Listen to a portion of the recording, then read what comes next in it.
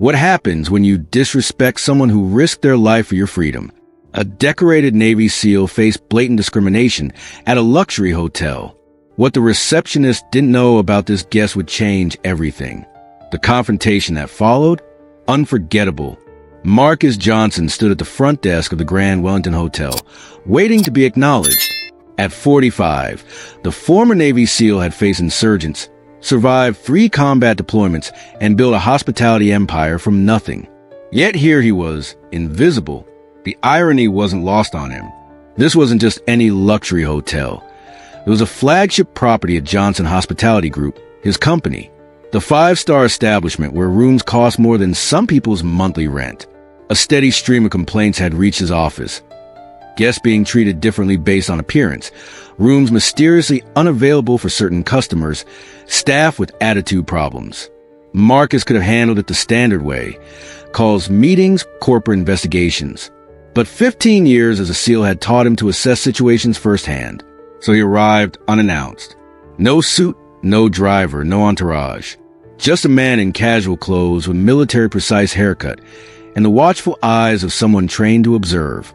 The front desk was staffed by a blonde woman in her 20s, Rachel according to her name tag. Her entire posture screamed indifference as she scrolled through her phone, deliberately ignoring his presence despite the empty lobby. Marcus waited, observed, and confirmed his suspicions. Time for reconnaissance was over. "Excuse me," Marcus said, his voice calm but carrying the natural authority developed through years of leading combat teams. Rachel sighed dramatically, the kind reserved for unwelcome interruptions. She finally lifted her gaze, looking at Marcus with thinly veiled contempt. Yeah, no greeting, no smile. Just a single word dripping with disinterest. "I have a reservation." Marcus Johnson. His response was measured, efficient. The same economy of words he'd use when communicating under pressure. Rachel barely concealed a smirk as she glanced at her computer and tapped a few keys with deliberate slowness. Nope, nothing under that name. Marcus tilted his head slightly. "Check again, please." "Pretty sure I know how to do my job." She turned back to her phone, dismissing him entirely. In that moment, Marcus recognized the situation was a mistake. He'd seen this pattern before, in foreign countries and hostile territories. People deciding someone didn't belong based on appearance alone. "I have my confirmation right here," he said, showing her the email on his phone. Rachel barely glanced at it. "System doesn't lie. Maybe you booked the wrong hotel." Her tone suggested he was too stupid to know the difference. Marcus smiled slightly, reaching for his second phone, the one with executive access to the hotel's reservation system. One quick search revealed not only his confirmed reservation, but also the activity log. Reservation manually deleted by Rachel, front desk agent. His tactical assessment was complete. Target acquired. "Tell me something, Rachel," Marcus said, his demeanor shifting subtly. Years of SEAL training had taught him patience under pressure. This was just another operation with clearly defined objectives. "What?" She didn't even look up from her phone. "In your military training, did they teach you to delete evidence?" His question was casual but precise. Rachel blinked, suddenly looking up. "I was in the military." That explains a lot. Marcus tapped his screen. "In mine, they taught us to always verify intelligence. Trust but confirm." Something in his stance, the squared shoulders, the steady gaze, the controlled presence, made Rachel shift uncomfortably. "Who can delete reservations from your system?" he asked, already knowing the answer. Front desk staff only," she replied, suddenly less confident. "And what happens when you delete one?" Marcus's voice remained even, the same tone he'd used to briefing team members after missions. "It just removes it." "No big deal." She shrugged, but her eyes darted nervously. Marcus nodded, showing her his screen with the activity log. "And what about when the system records exactly who deleted it?" Rachel's face drained a color as she saw her name clearly displayed next to the deletion action. The tactical advantage had been established. Phase 1 complete. Rachel stammered, searching for excuses, but Marcus had already moved to the next phase of his operation. Just as he'd done countless times during intelligence gathering, he was looking for patterns, not isolated incidents. "Find me a room," he instructed, his voice leaving no room for argument. Rachel hurriedly typed, avoiding eye contact, "Room 1427 is available." Marcus knew every room in his hotels. It was part of his attention to detail, the same meticulous planning that had kept his teams alive. Room 1427 was the worst in the building, next to the elevators, facing the dumpsters, with regular maintenance noise. "Interesting choice," he commented, taking the key card. "I'll be back shortly." In his room, Marcus pulled out his laptop with military efficiency. This wasn't just about one bad employee. It was about identifying systemic failures. He'd approach it the same way he'd analyze security vulnerabilities in hostile territory. The internal records told the story. Rachel's name appeared repeatedly in complaints.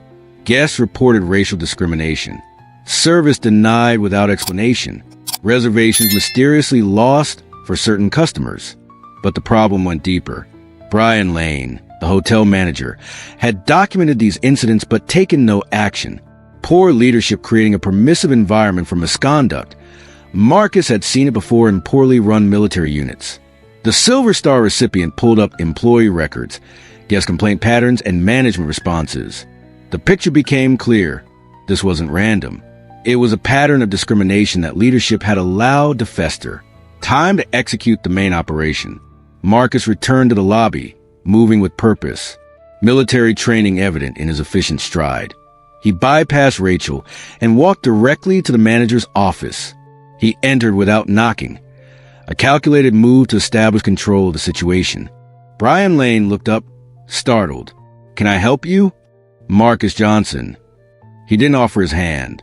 "We need to talk about your front desk operation." "I'm sorry, sir, but who are—" "Your employee Rachel just deleted my reservation, then tried to put me in your worst room." Marcus's voice remained level, the same controlled tone he'd used briefing superior officers during high-stress situations. Brian paled. There must be some misunderstanding. The only misunderstanding is your definition of leadership." Marcus placed his phone on the desk, showing the internal records. 17 complaints about racial discrimination in 3 months. All documented. No action taken. "Sir, these situations are complex. In the SEALs, we had a saying, there are no bad teams, only bad leaders." Marcus leaned forward. "I've seen your employee records. You've known about this problem for months." Brian swallowed hard. "I was planning to address it during performance reviews. When someone on my team compromised our mission or values, I didn't wait for scheduled reviews." Marcus's eyes hardened. A leader takes immediate action when standards aren't met. "With all due respect, sir, this isn't the military." "No, it's not," Marcus agreed. "But basic human dignity and respect aren't military concepts. They're human ones." "I'm curious, Brian. Do you know who owns this hotel?" Marcus asked, his tone conversational but with undercurrent authority, the same voice he'd used when interrogating hostile actors. "Of course. Johnson Hospitality Group. Mr. Johnson is—" Brian stopped mid-sentence, his eyes widening as realization dawned. You're Marcus Johnson?" "The same." Marcus nodded slightly. Brian's face lost all color. "Sir, I had no idea." "That was obvious." Marcus stood, straightening to his full height, military bearing now unmistakable. 15 years as a Navy SEAL taught me something valuable. You judge an organization not by how they treat VIPs, but by how they treat everyone else. The manager looked like he might be sick. "Mr. Johnson, I can explain." "Save it." Marcus cut him off with a gesture, the same decisive hand signal he'd used to halt operations in the field. "Here's what happens next. You and I are walking out there. You're going to fire Rachel. Immediately. Publicly. Right now? But in the military, we don't hesitate to remove someone who endangers the mission." Marcus's voice was steel. "Your mission was customer service and equal treatment. She compromised that mission. You failed to act." The lobby fell silent as Marcus and Brian approached the front desk. Everyone sensed a shift in power. Rachel looked up, her expression changing from smugness to confusion as she saw her manager's ashen face and a commanding presence beside him. The operation was entering its final phase. Rachel's termination was swift and public. As she stormed out, throwing a final glare over her shoulder, Marcus felt no satisfaction, only resolution. This was never about revenge. It was about correcting a failed system. "Attention, please," Marcus addressed the remaining staff, voice projecting naturally, the same technique he'd used rallying his unit in chaotic environments. "I'm Marcus Johnson, owner of this hotel and the entire Johnson Hospitality Group." Gasps rippled through the lobby. Staff members froze, recognition dawning on their faces. What you just witnessed wasn't personal. It was necessary. Marcus moved with measured steps, the same deliberate movement he'd used approaching objectives. "In the SEALs, we live by a code, leave no one behind. As a business, our code must be, leave no guest disrespected." He pulled out his phone, dialing with precision. "This is Johnson. Initiate protocol, Sierra." He looked directly at the staff as he continued. "Full operational audit of Wellington property. Customer service retraining for all personnel. Review every complaint from the past year. Compensate affected guests. Effective immediately." The military-style directive was met with stunned silence. "Brian," Marcus turned to the manager, "you have one opportunity to demonstrate leadership. Starting now, you report directly to me. Weekly progress reports. Zero tolerance for discrimination. Clear?" The manager nodded vigorously. "Absolutely, sir." "To everyone else," Marcus continued, addressing the staff, "this isn't about punishment. It's about excellence. The same excellence I demanded from my SEAL team. We train, we improve, we serve with honor." He surveyed the room with the calculated gaze of a mission commander. "This hotel reopens in 2 weeks. New standards, new training, new leadership culture. Those who can adapt will be reassigned. Those who embrace it will thrive." This wasn't just fixing a problem. It was rebuilding from foundation up, just like his military operations. Thorough, systematic, and complete. 3 months later, Marcus stood in the same lobby, observing the transformation. The Wellington had become the flagship example of his new company-wide program. Service with honor. Guest satisfaction scores had risen 42%. Staff turnover had decreased. Brian, surprisingly, had risen to the challenge. His military-style accountability reports showed consistent improvement. The new training program incorporated elements from Marcus's SEAL experience. Mission focus, team accountability, and respect as non-negotiable values. Every employee wore a small pin with the company's new motto, "Excellence is our duty." Most importantly, the culture had shifted. Diversity among both staff and guests had increased. The Wellington was now known for exceptional service to everyone who walked through its doors. Marcus watched a front desk agent welcome an elderly black couple with genuine warmth. The same couple who had filed a complaint during the previous regime. This was victory, not measured in enemies defeated, but in excellence achieved. Different battlefield, same principles, mission accomplished. 6 months after the incident, the Wellington became the training ground for all new Johnson Hospitality employees. Its turnaround story was featured in business magazines, highlighting how military leadership principles transformed customer service.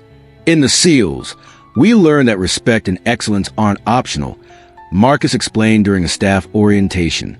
Whether on the battlefield or in business, your true character shows in how you treat others when nothing is at stake. The front desk now displayed a framed Navy SEAL creed beside the check-in counter. The same principles that build an empire: loyalty, honor, integrity. Different uniform, same mission. Serve with excellence, leave no one behind.